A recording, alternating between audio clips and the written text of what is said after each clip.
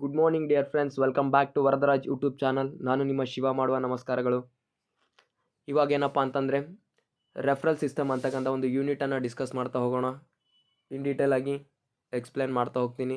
As a lecturer ಆಗಿ ನಾನು work ಮಾಡ್ತಾಯಿದ್ದೀನಿ. JNM ಹಾಗೂ BSc ಅವರಿಗೆ ನಾನೇನು ಮಾಡ್ತಿದ್ದೀನಿ, ಲೆಕ್ಚರ್ ಆಗಿ ಟೀಚ್ ಮಾಡ್ತಿದ್ದೀನಿ. ಈಗ ಆನ್ಲೈನಲ್ಲಿ ನಾನೇನಪ್ಪ ಅಂತಂದರೆ ಕ್ಲಾಸನ್ನು ಸ್ಟಾರ್ಟ್ ಮಾಡಿರ್ತಕ್ಕಂಥದ್ದು.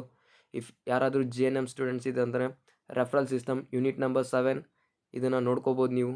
ಇಫ್ ಇನ್ ಕೇಸ್ ಏನಾದರೂ ಡೌಟ್ ಇದ್ದರೆ ನೀವು ಕಾಮೆಂಟ್ ಮುಖಾಂತರ ನನಗೆ ಕ್ವಶನನ್ನು ಕೇಳ್ಬೋದು. Okay, can I start the session? Okay, the unit number 7 referral system. JNM first ಇಯರ್ಸಿಗೆ ಇದು ಇರ್ತಕ್ಕಂಥ ಒಂದು ಯೂನಿಟ್. ಯಾವ ಒಂದು ಸಬ್ಜೆಕ್ಟಲ್ಲಿ ಅಂತಂದರೆ ಕಮ್ಯುನಿಟಿ ಹೆಲ್ತ್ ನರ್ಸಿಂಗ್. ಯಾವ ಸಬ್ಜೆಕ್ಟಲ್ಲಿ? ಕಮ್ಯುನಿಟಿ ಹೆಲ್ತ್ ನರ್ಸಿಂಗ್ ಸಬ್ಜೆಕ್ಟಲ್ಲಿ ರೆಫರಲ್ ಸಿಸ್ಟಮ್ ಅಂತಕ್ಕಂಥದ್ದು.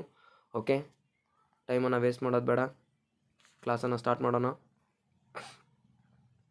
ಇನ್ ದಿಸ್ ಸಿಸ್ಟಮ್ ನಾವೇನೇನು ನೋಡ್ತಾ ಹೋಗ್ತೀವಿ ಅಂತಂದರೆ, first introduction of referral system. Introduction ಅಂದರೆ ಏನು ನೋಡ್ತಾ ಹೋಗ್ತೀವಿ, ರೆಫರಲ್ ಸಿಸ್ಟಮ್ ಇಂದು. Next need and importance of a referral system. ಏನೇನು ನೀಡ್ ಇದೆ ಮತ್ತೇನು ಇಂಪಾರ್ಟೆನ್ಸ್ ಇದೆ ಅದನ್ನು ನೋಡ್ತಾ ಹೋಗ್ತೀವಿ. ಅದೇ ರೀತಿ level of health care in India, ಯಾವ ಥರ ಲೆವೆಲ್ ಆಫ್ ಹೆಲ್ತ್ ಲೆವೆಲ್ಸ್ ಇದೆ ಹೆಲ್ತ್ ಕೇರ್ ಇಂಡಿಯಾ ಅಂತಕ್ಕಂಥದ್ದನ್ನ ನೋಡ್ತಾ ಹೋಗ್ತೀವಿ.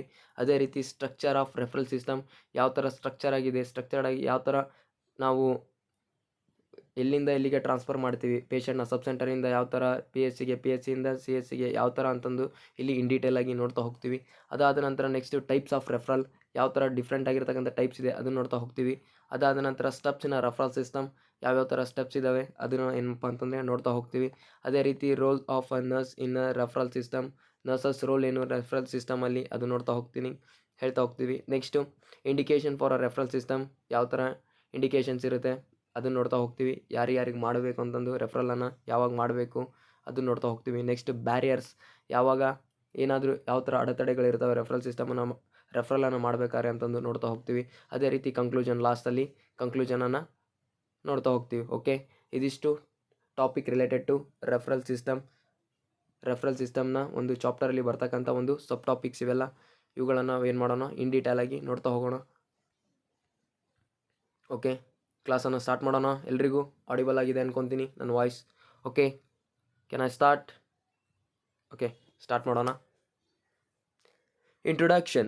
Referral system is a process by which a patient is transferred from one level of a healthcare facility to another for a specialized diagnosis, treatment and a management when required services are not available at the current level. ಎಲ್ರಿಗೂ ಅರ್ಥ ಆಗಿದೆ ಅನ್ಕೊತೀನಿ. ಏನಪ್ಪ ಅಂತಂದರೆ ಇಲ್ಲಿ ಏನು ಹೇಳಿಕ್ಕೆ ಹೋಗ್ತಿದ್ದಾರೆ ಅಂತಂದರೆ, ನಾನು ಇನ್ ಡೀಟೇಲಾಗಿ ಕನ್ನಡದಲ್ಲೇ ಎಕ್ಸ್ಪ್ಲೇನ್ ಮಾಡ್ತೀನಿ. ಇಫ್ ಇನ್ ಕೇಸ್ ನಿಮಗೆ ಇಂಗ್ಲೀಷಲ್ಲಿ ಬೇಕು ಅಂತಂದರೆ ನೀವು ಕಾಮೆಂಟಲ್ಲಿ ಹೇಳ್ಬೋದು, ಸರ್ ಇಂಗ್ಲೀಷಲ್ಲಿ ಜಾಸ್ತಿ ಎಕ್ಸ್ಪ್ಲೇನ್ ಮಾಡಿ ಅಂತಂದರೆ I will explain in English. If in case ನಿಮ್ಗೆ ಏನಾದರೂ ಕನ್ನಡ ಬೇಕಾಗಿತ್ತಂದರೆ ಇವಾಗ ಸ್ಟಾರ್ಟಿಂಗಲ್ಲಿ ಕನ್ನಡದಲ್ಲೇ ನಾನು ಏನು ಮಾಡ್ತೀನಿ, ಎಕ್ಸ್ಪ್ಲೇನ್ ಮಾಡ್ತಾ ಹೋಗ್ತೀನಿ. ನೋಡ್ತಾ ಇರ್ಬೋದು ನೀವು. ಯಾವುದಾದ್ರೂ ಫಾರ್ ಎಕ್ಸಾಂಪಲ್ ಒಂದು ಉದಾಹರಣೆ ಕೊಟ್ಟು ನಿಮ್ಗೆ ಏನು ಮಾಡ್ತೀನಿ ಹೇಳ್ತಾ ಹೋಗ್ತೀನಿ. For example, the patient is a suffering. The patient ಯಾವ ಥರಪ್ಪ ಅಂತಂದರೆ, ಒಬ್ಬರು ಕ್ಲೈಂಟ್ ಬಂದಿದ್ದಾರೆ, ಅವರು ಏನಪ್ಪ ಅಂತಂದರೆ she is a pregnant women ಇದ್ದಾರೆ. ಸಬ್ ಸೆಂಟರಲ್ಲಿ ಏನಪ್ಪ ಅಂತಂದರೆ ಸಾಧ್ಯ ಪ್ರೆಗ್ನೆಂಟ್ ವುಮೆನ್ಗೆ ಟ್ರೀಟ್ ಮಾಡೋಕ್ಕೆ ಏನೇನು ಬೇಕಾಗಿರುತ್ತಲ್ಲ ಎಕ್ವಿಪ್ಮೆಂಟ್ಸ್, ಡೆಲಿವರಿಗೆ ಬೇಕಾಗಿರ್ತಕ್ಕಂಥ ಒಂದು ಎಕ್ವಿಪ್ಮೆಂಟ್ಸ್ ಇರಲ್ಲ, ಮತ್ತು ಪ್ರೊಫೆಷ್ನಲ್ ವ್ಯಕ್ತಿ ಇರಲ್ಲ, ಅಲ್ಲಿ ಡಾಕ್ಟರ್ ಅಂತಕ್ಕಂಥವ್ರು ಇರಲ್ಲ. ಆ ಟೈಮಲ್ಲಿ ನಾವೇನು ಮಾಡ್ತೀವಿ, ಅವ್ರನ್ನ ಬೇರೆ ಒಂದು ಹಾಸ್ಪಿಟಲ್ಗೆ PHCಗೆ ಏನು ಮಾಡ್ತೀವಿ, ರೆಫರ್ ಮಾಡ್ತೀವಿ. ಇದನ್ನು ಏನು ಮಾಡಿದ್ದಾರೆ ಇವರು ಈ ರೀತಿ ಡೆಫಿನೇಷನಲ್ಲಿ ಹೇಳಿರ್ತಕ್ಕಂಥದ್ದು. ಅರ್ಥ ಆಗಿದೆನಾ? ಇಲ್ಲೇನಪ್ಪ ಅಂತಂದರೆ ರೆಫರಲ್ ಸಿಸ್ಟಮ್ ಅಂತಂದರೆ, the referral system is a process by which a patient is a transfer from one level of a health care facility to another specialise level of health care system. ಅಂತಂದರೆ ಒಂದು ಲೆವೆಲಲ್ಲಿ ಅಂತಂದರೆ specialise ಆಗಿರ್ತಕ್ಕಂಥ ಒಂದು treatment facility ಅಲ್ಲಿ ಸಿಕ್ಕಿಲ್ಲ ಅಂತಂದರೆ next ಏನು ಮಾಡ್ತೀವಿ, ಬೇರೆ ರೀತಿಯಾಗಿರ್ತಕ್ಕಂಥ ಒಂದು ಅಲ್ಲಿ ಗುಡ್ ಫೆಸಿಲಿಟಿ ಇರ್ತಕ್ಕಂಥ ಒಂದು ಹಾಸ್ಪಿಟಲ್ಗೆ ರೆಫರ್ ಮಾಡ್ತೀವಿ. ಫಾರ್ ದ ಡೈಗ್ನೋಸಿಸ್, ಯಾವ ಪರ್ಪಸಿಗೆ, ಡೈಗ್ನೋಸಿಸ್ ಮಾಡೋಕ್ಕೋಸ್ಕರ, ಮತ್ತು ಟ್ರೀಟ್ಮೆಂಟನ್ನು ಕೊಡೋಕ್ಕೋಸ್ಕರ, ಅದೇ ರೀತಿ ಮ್ಯಾನೇಜ್ಮೆಂಟ್ ಮಾಡೋಕ್ಕೋಸ್ಕರ. When required for services are not available at the current level.